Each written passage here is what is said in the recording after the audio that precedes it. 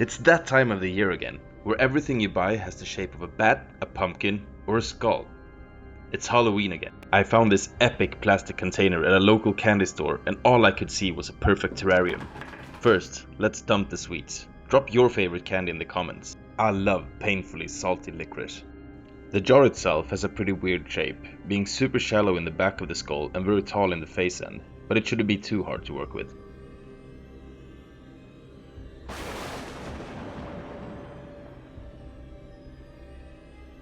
As usual, the first thing to do is to add the drainage layer.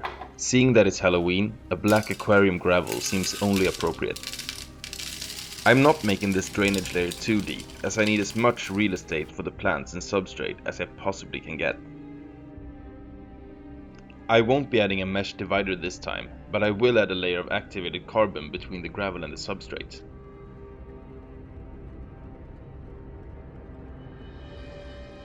A good substrate mix is the foundation to every terrarium.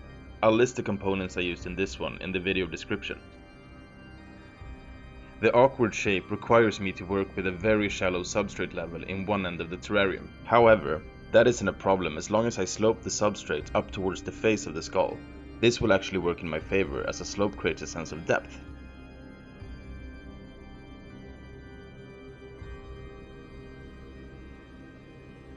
Time to start planting. This needlepoint ivy has become a favorite of mine for sure. The super slim, long leaves remind me more of a tropical plant than a temperate species. Before planting, I poke a hole in the substrate using a chopstick.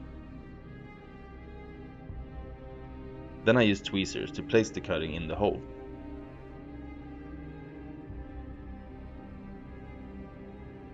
The hardscape will consist of only things I've found outside. Buying expensive rocks and driftwood is fun and looks awesome, but isn't at all necessary if you're on a budget. Keeping it simple like this often makes for more creative scapes too.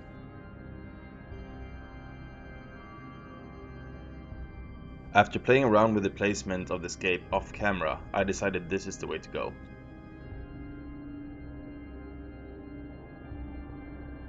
The wood goes straight across and the rocks will surround it.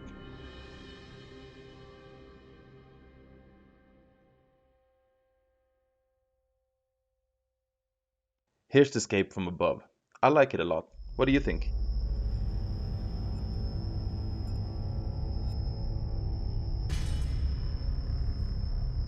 The next plant I want to use is this beautiful string of turtles that is doing great in one of our windows.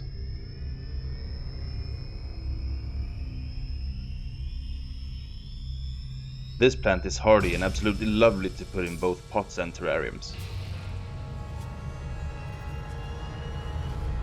I will take 4 tiny cuttings for this project.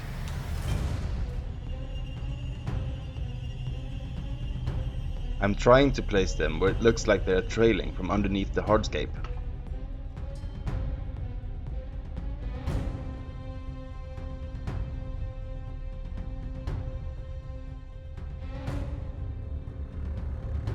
In the middle I place a Ficus punctata cutting. It grows very slowly and won't take over too much. These are baby steers, another great trailing plant for terrariums. I won't go crazy with the moss here. Instead I will use up the last pieces of my Christmas moss propagation. There's really not much in there. I guess we could say the same for the poor skull after emptying it.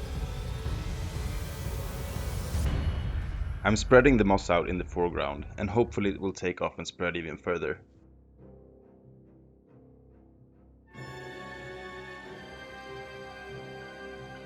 I also want to add more texture, and for that I think some aquarium gravel will do the job.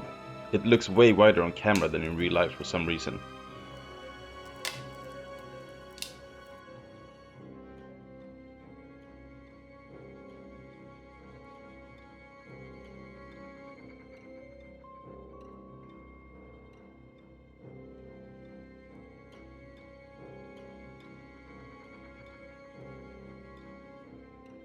I also add some crumbled oak leaves to give it a real forest floor look.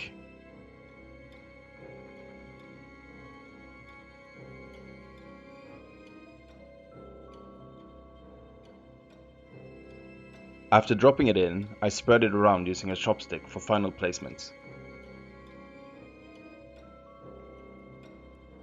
I'm not completely done planting. Liverwort will be the focal point in the foreground.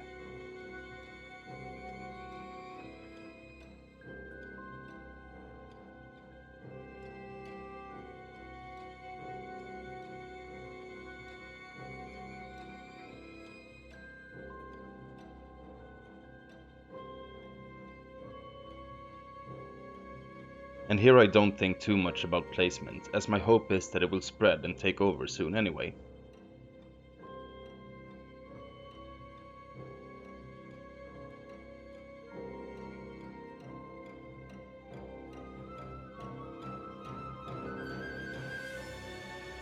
I already think it adds a lot to the terrarium.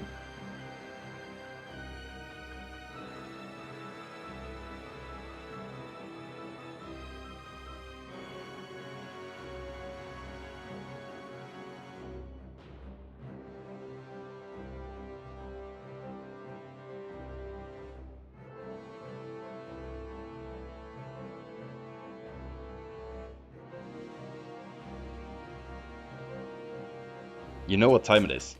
Halftime spray down.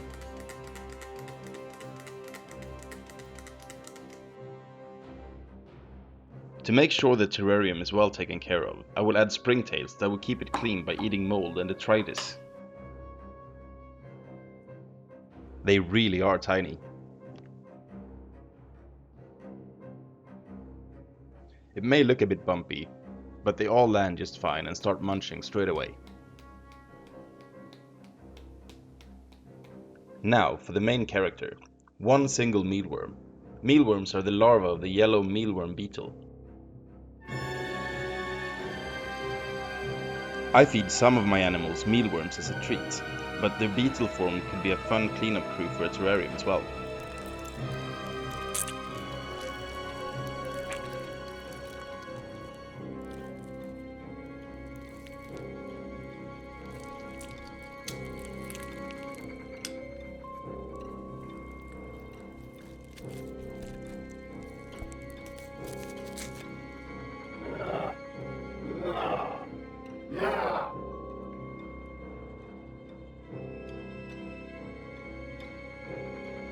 Time to release the little guy. Wanna give it a name? Comment your suggestions below.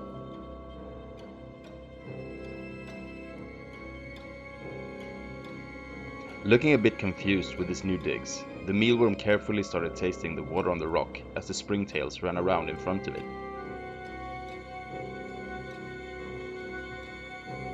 A quick taste of some random insect chow that fell from the sky followed.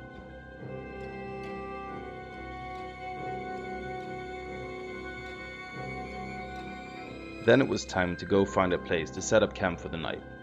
I don't know if we'll ever see this animal again, to be honest.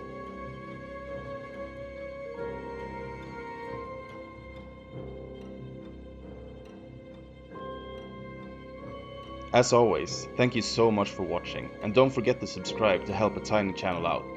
And don't miss my next video, whatever you do. Okay?